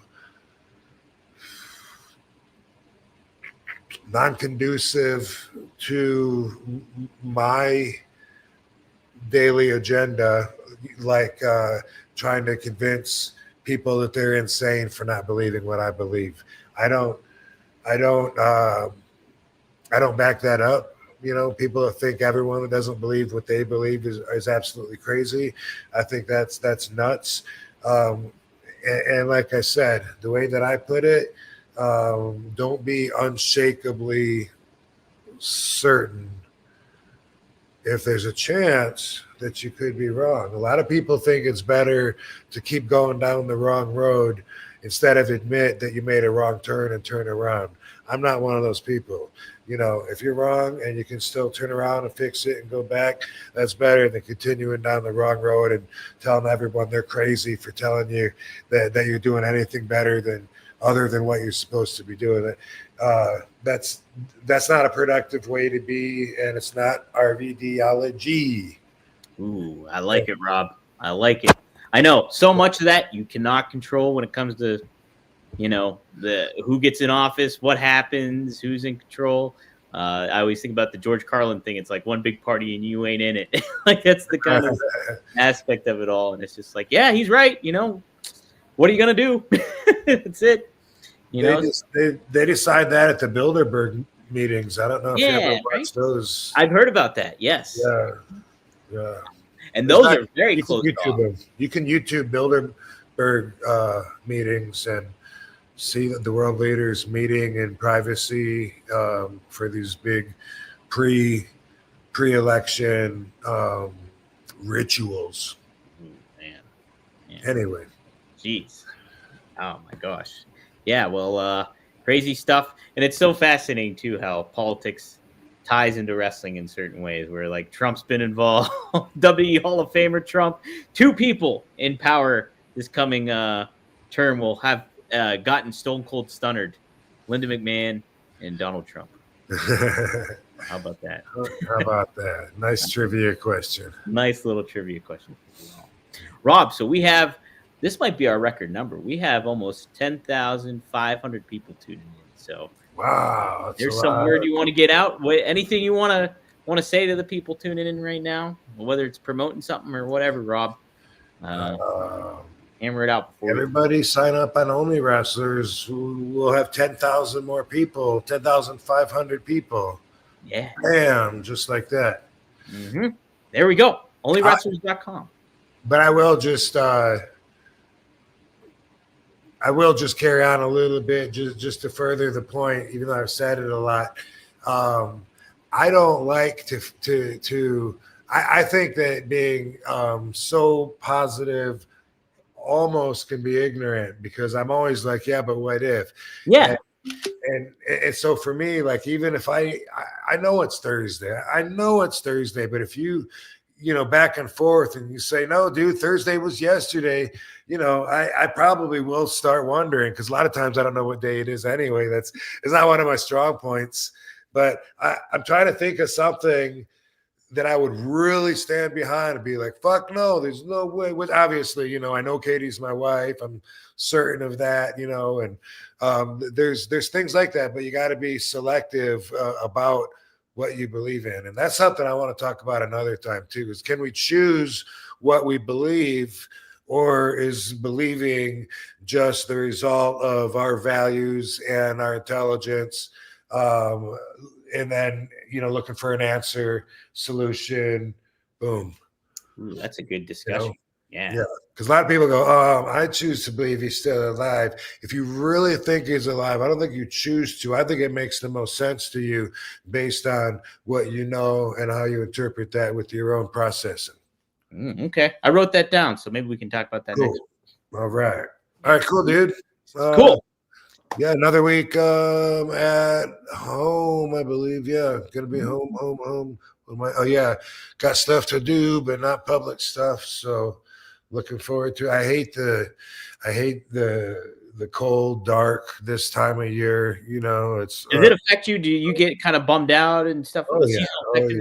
I get it too. Yeah, so I do want to tell the 10,500 people, dude, I've always, every year I say it's depressing because it gets colder, the days get shorter, it's darker. I just want to go to bed earlier just to waste the day and get through with it sometimes. And people that are prone to depression, or people that aren't even normally prone, they could start feeling it and not even realizing that all these symptoms that I just mentioned are already going to point you in that direction. So it don't take much more added on to that to where you feel like your days are shit. So let's all stick together and make it through, and look forward to spring. And hey, together. When you get in that mindset too, I know, like, to you listeners out there, it's like when you feel like not doing anything and it's dark out and it's dreary out, force yourself to do something, whether it's, I don't know, like clean your house or do something, because you'll do a little bit of production and it'll completely change your mindset on stuff a lot more times often than not sometimes. So. Easier said than done, but I believe it too. Being productive is releases dopamine in your brain, and then it makes you feel good and makes you feel more worthy by being productive. And so that's definitely something too. But what you do, it's easy to focus on reasons to be depressed. It really is. Mm-hmm. But don't let yourself do that. Instead, try to focus more on good things, because we could drive ourselves crazy thinking and focusing on certain things that are always there, death, there's certain things you can always go to if you really want to bring yourself down. But otherwise, just all the stuff that comes with every day, take it on the chin when you have to, and when you can, enjoy it. and try and focus on the good stuff, the happy stuff. Dude, I watched Sopranos. I rewatched the entire 5 or 6 seasons, Yeah. and I was enjoying it so much that at the end I got sad. Like at the very end, after the diner, after it went dark, I was kind of like, Where's Tony at? why am I crying? But it was just like, oh no, what am I gonna watch now? Like that killed like 100 hours of my gym time. It was great. Did you like the ending in retrospect of The Sopranos? No, No. not really, not really. No. Yeah, I know. I was okay with it, but I knew what happened. Like, so I watched it like maybe when I was still in Philly, so almost 10 years ago. I watched the show, but when I knew it was coming, it didn't hit me as hard. So I was like, I can kind of get what the guy was getting at with the thing going out, but but if I was watching it live and like when it happened, I'd have been pretty pissed. I think. Oh, there's a lot of YouTube articles or videos or whatever where I read the headlines and it'll be like, who killed Tony? Who killed Tony? But whoever said that Tony even got killed, though, Yeah, you might not. Right. Yeah, that's it. But I did hear some video with the guy, David Chase, was that his name? Yeah, David Chase, exactly. Yep. Mm-hmm. He was saying that originally he envisioned the last scene being, you know how Tony goes, it shows Tony coming home from New York to New Jersey at the beginning of every episode. Yeah. Woke up this morning, got yourself a gun. He says he was going to get called to a meeting in New York, and the last footage was going to be him going from New Jersey towards New York, and he was going to get whacked there. Whoa, that'd been neat too. Man. Which still could have happened after the diner. Nothing necessarily happened in the diner. Yeah, nothing was definitive for sure. Yeah. You know? Have you watched The Wire? No, I know it's good, right? Yeah, you should watch that next. I wonder, maybe. Ooh, there's some good stuff in that one. Yeah. Feds on the mob or so it's Baltimore. Oh, that's right. Yes. Based on the police department there, the dirty bastards. Okay. Yeah, it's a good show. How many seasons? Yeah, I think it's 5. I never watched the final season, so I have to still do that. But what they do is pretty. I like it. It's great characters. Everybody tells me that, so I think it's probably good. Yeah, it's a good, and that's David Chase too, I believe. So. Oh, okay. Mm-hmm. So, I didn't know that. And that guy knows what he's doing. Yeah. So. Yeah. All right, man. We're almost at 11,000. But just before we move on, I gotta say, like, there's so many references. Rewatching it, there's so many references that are brought up in the movie that Saints of Newark. Okay, do you like that? I've never seen that movie. Oh well, yeah, I was a Sopranos fan, so I liked it. It was It wasn't like real special, but now rewatching it, there's always more shit you pick up every time, right? Yeah, But I mean, like they're talking one time. Who's in the car? Carmelo and Tony, but there's also somebody else. It might be Janice, but they're talking about when Tony's dad back in the day when he was when he took the gun out and pointed it at his wife's head when she was nagging and pulled the trigger and shot right through her hair. Well, they do that in the Saints of Newark. Do they? Oh, but they actually, I caught them talking about it in an episode, talking about it like it was a funny family story. But then Carmela brings it up later, and he's like, "Oh, I knew you were going to bring that up." But yeah, there's a lot of references like that. They talk about things that happened back in the day, and they fucking put that in there. And I love that because it makes it more real. It does. It does. Yeah. Oh man, I have so many good episodes. I like Pie Oh My with the horse. Oh man, so many. I like that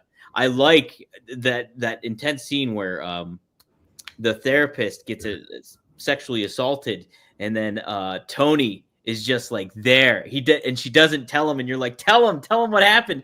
And Tony's like, you're just waiting for it to happen. It never happens, but it's just like if Tony heard about that, he would have done something. I just like that aspect of it. Oh man, yeah, that's true. Yeah, I was just hoping he'd come back and get whacked. Yeah, right. So the rapist. Great, yeah, right. Man, what a great show! I love that show. I'm gonna watch it too again. All right. Hey, 11,000 people tonight. So we made it. How about that, guys? Thanks for tuning I feel in. obligated to them now. Now we got to stay out another hour. Right? Right, 11,000. How about that? Dang. All right. Oh, wait. We got some. Seth is here. Here's a reason. Seth, I said at the beginning of the show, if I was a dancer, I'd be dancing to a little bit higher. That's it. Thanks for the $10, Seth. What's up, guys? I meant to ask last week. Any Tony Mama Luke stories? I love that guy. He took some entertaining bumps. He must have unbreakable bones like Darby Allin. Andrew.